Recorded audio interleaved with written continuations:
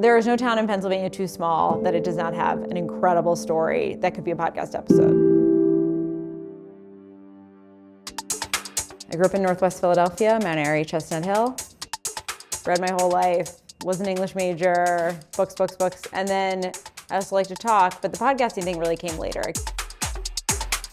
I've been running Keystone Edge, this online magazine about the state of Pennsylvania, for almost a decade.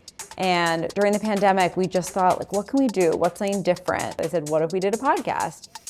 And we just recorded with all different people across Pennsylvania and just how they were managing the pandemic. Linked up with PA Humanities. We were so lucky to get some funding from them, so we were able to take it from me in front of my computer with a really cheap external microphone to actually going into the studio and recording. Hi everyone, we're launching a new series called We Are Here. Created in partnership with PA Humanities, this podcast is all about Pennsylvanians making their mark. Because of the pandemic, there was a lot of money that was going out to communities, and so they were able to give out these PA Sharp grants. Small grants to organizations who just needed to keep themselves afloat, keep paying people, or maybe think, what is a creative way we can bring together our community within the constraints of the pandemic? Creative institutions, creativity, artists, they are at risk right now. Like, they are struggling.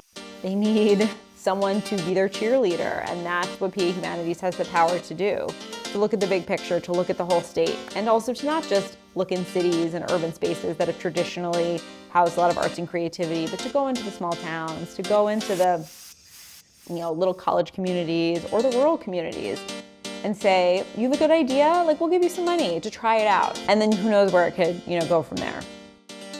After we did We Are Here, PA Humanities came back to us and they said, let's get a practitioner, a young person, and a law professor in a room, and we're going to talk about the amendments.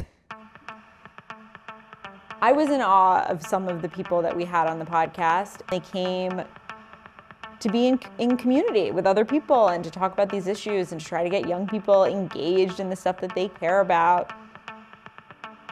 We're dealing with people who have all sorts of different experience talking about these issues. We had someone who was formerly incarcerated. We had people who were esteemed law professors. You have to be political, but that does not always need to be us versus them, partisan, one side, the other side. It can be a conversation about the actual way things work. Also coming off pandemic, coming off Black Lives Matter, and we're talking about issues around mass incarceration and around the First Amendment. These issues feel really weighted and really fraught.